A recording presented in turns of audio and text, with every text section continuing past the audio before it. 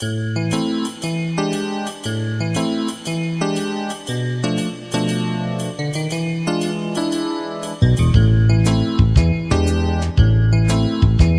à tous, nouvelle escapade pour le portail artistique français dans la campagne, pas très loin de La Rochelle. C'est une peintre qui nous reçoit, Émilie Sauvage, une peintre de qualité, mais la qualité chez les peintres, tout le monde sait bien que c'est très subjectif, donc ce sera à vous de décider si oui ou non son style vous plaît. En tout cas, du talent, elle en a, et elle a celui aujourd'hui de nous faire la gentillesse de nous recevoir. Bonjour. Bonjour.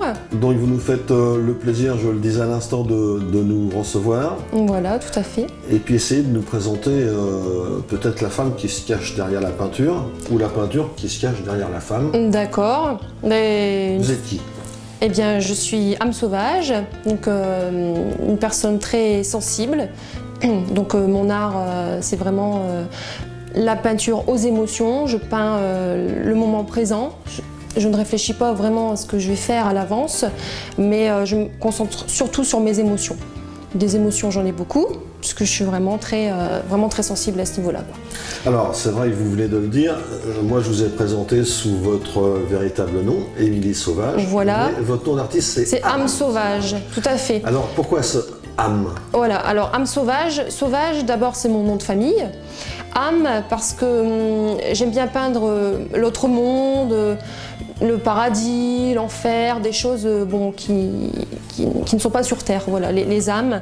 Et puis sauvage, c'est pour certains aussi la brutalité. Bon, pour moi, ce n'est pas mon cas.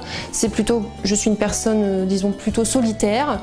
Et puis, je n'aime pas rentrer vraiment dans des règles. Je n'aime pas trop qu'on m'impose des règles, en fait. On peut le dire, hein, il n'y aura pas d'offense à dire, je sais qu'on n'aime pas toujours dire l'âge des femmes, mais bon, vous êtes jeune, vous avez 27 ans. Voilà. Vous avez déjà une production très affirmée, on va y revenir, puisque vous êtes plutôt dans la catégorie des professionnels que des amateurs. À 27 ans, c'est pas aussi évident. Alors, expliquez-nous votre parcours de peintre. Alors, j'ai commencé à l'âge de 20 ans, la peinture. C'est venu naturellement. Un jour, je me suis baladée au bord d'un lac et j'ai vu une femme qui peignait une rose au bord de l'eau. Et je me suis dit, cette dame a de la chance, elle a un talent. Et après, on m'a dit, mais pourquoi toi, tu n'aurais pas ce talent? Donc, c'est comme ça que je me suis mis à la peinture. J'ai essayé tout doucement par des choses figuratives. Je ne savais pas encore quel serait mon style artistique. Voilà, j'ai commencé par du figuratif, mais je me suis plus vite orientée vers l'abstrait qui m'a permis d'exprimer mes sentiments. C'est plus facile pour exprimer les sentiments à mon niveau, hein, je pense. Alors, on va préciser que vous avez fait des études dans le tertiaire, voilà. Administratif pour simplifier. Voilà, tout à fait. Et puis rapidement, la peinture a pris le dessus, quoi, on peut le dire comme ça. Je travaillais, puis à côté je faisais ma peinture. Au début c'était ma passion. Bon, je ne pensais pas un jour en faire mon métier. Hein. Et puis, bon, à force de peindre de jour en jour, bon, je me suis dit ce serait... comment ça s'est passé? Moi, je vous appelais Émilie, si vous permettez. Âme, ouais. C'est pour le côté peinture, c'est ce qui a marqué sur l'étoile. Comment ça s'est passé, Émilie, cette transition? Parce que on ne se déclare pas peintre professionnel du jour au lendemain. D'abord, il y en a qui peuvent se déclarer et qui n'y arriveront pas pour autant. Voilà, tout à fait. Mais bien, ça vient progressivement. Au début, on n'est pas professionnel, on commence en tant qu'amateur, on essaie, on cherche, on creuse, on essaie de trouver des nouveautés, on essaie de se chercher, disons, et d'avancer. Et puis, avec le temps, à force de peindre, on trouve son propre style artistique. Et à force, c'est l'expérience qui fait que après on devient professionnel, quand on vend son travail, qu'on expose et qu'on est vraiment impliqué dans son art. Nos amis verront une de vos toiles que vous avez réalisées devant nous, devant la caméra. Ils verront peut-être pas sur toute la longueur, mais en tout cas plusieurs étapes. C'est quand même assez impressionnant d'arriver à un résultat. Alors après, je le disais tout à l'heure, c'est très subjectif, on aime ou on n'aime pas. Mais en tout cas, 20 minutes? Oui, à peine. Peut-être 20 minutes, oui. Mais alors je ne regarde pas le temps que je passe sur l'œuvre. Certains artistes vous diront le temps passé, c'est ce qu'il y a de prioritaire. Mais pour moi, c'est vraiment les émotions qu'on y met. C'est l'intensité de l'émotion. Et voilà, pour moi, c'est 20 minutes et c'est fatigant parce que je suis vraiment concentrée et j'essaie de donner tout ce que j'ai sur la toile. Et après chaque toile, eh bien, c'est comme si j'étais vide d'émotions. J'avais tout mis sur l'œuvre, en fait. Hein. Alors comment vous comment vous démarrez une toile? On a vu tout à l'heure, et nos amis le verront, hein, petite séquence, commencer avec du bleu, du vertical.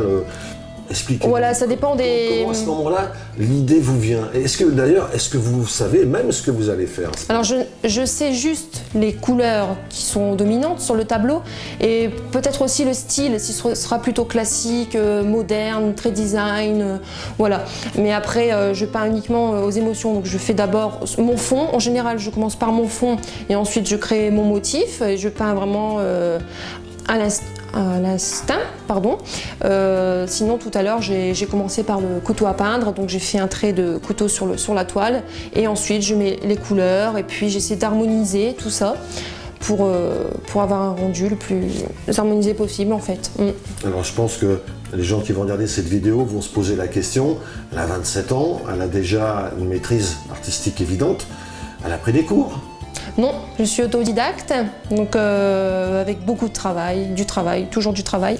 C'est la clé pour réussir, c'est de toujours peindre et de chercher. C'est-à-dire qu'au début, bon, je peux faire des ports, des bateaux, mais je ne veux pas toujours faire la même chose. J'ai besoin pour évoluer de créer, de chercher des nouveautés. Donc c'est pour ça que j'ai beaucoup de tableaux différents, avec des thèmes bien précis, des thèmes plutôt féeriques. Vraiment, on voit c'est la magie, le rêve, ou des choses plus dynamiques, plus agressives. J'aime vraiment varier les choses en fait. C'est une façon de sortir de la réalité. Vous en avez besoin ou? Oui, j'en ai besoin. Comme ça? Oui. Si je ne peins pas, je me sens un peu plus nerveuse, donc quand j'ai besoin de me défouler, c'est sur la toile et après ça va mieux. Et aussi de sortir de la réalité à travers vos peintures. Oui aussi, oui. Parce que finalement je peins un monde quand même irréel, un monde un peu magique, et où les gens disent souvent qu'ils rêvent, ils s'évadent à travers mes œuvres en fait. Émilie, tout à l'heure nous avons discuté un petit peu pour préparer l'interview, comme on fait avec tout le monde. Vous m'avez expliqué que, en fait, c'est presque le défi qui vous a amené là où vous êtes maintenant. À savoir qu'il y a des gens qui disent « Mais non, vous n'y arriverez jamais voilà. », d'autres s'y essayent depuis des décennies. Voilà. Et alors, expliquez-nous cette démarche, parce que c'est intéressant dans votre caractère. Voilà, parce qu'au début, je disais que je peignais, qu'on me demandait mes passions. Donc, j'aime la peinture, je peins, et je disais « J'aimerais bien en vivre un jour ». Mais les gens m'ont souvent dit « Non, tu n'y arriveras pas, la peinture c'est très difficile pour en vivre ». Bon, effectivement, ça peut être difficile, mais pour moi, si on s'en donne les moyens, on peut y arriver. J'en suis la preuve. À 20 ans, j'ai commencé à peindre. Quand je voyais des belles toiles d'artistes peintres, je me disais « Ah, quelle chance, ils vivent de leur art et pourquoi pas moi après tout ?»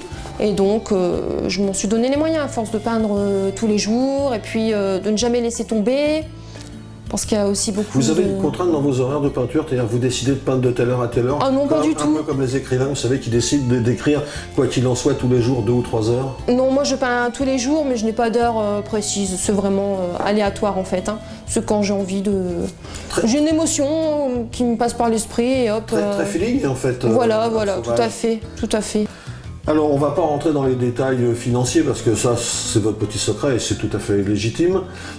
Vous en vivez depuis combien de temps? C'est-à-dire à quel âge effectivement? Puisqu'on revient sur ce phénomène d'âge qui est quand même pas banal, je le dis, et les gens qui regarderont cette vidéo le comprendront, surtout les peintres, peut-être mieux que les autres.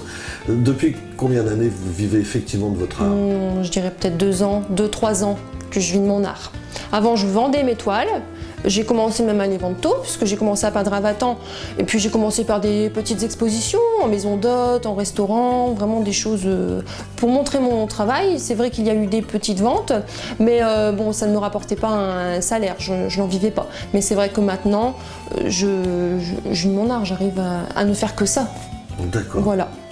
Ben écoutez Émilie, on va vous souhaiter surtout une bonne continuation. Merci. On va déjà également vous remercier de nous avoir accueillis chez vous. Merci à vous. D'avoir eu le privilège de vous regarder travailler. C'est pas demain que je pourrai vous faire concurrence, autant le dire tout de suite. Mais en tout cas, merci de votre accueil. Merci à vous. Et je vous souhaite bonne continuation. Merci.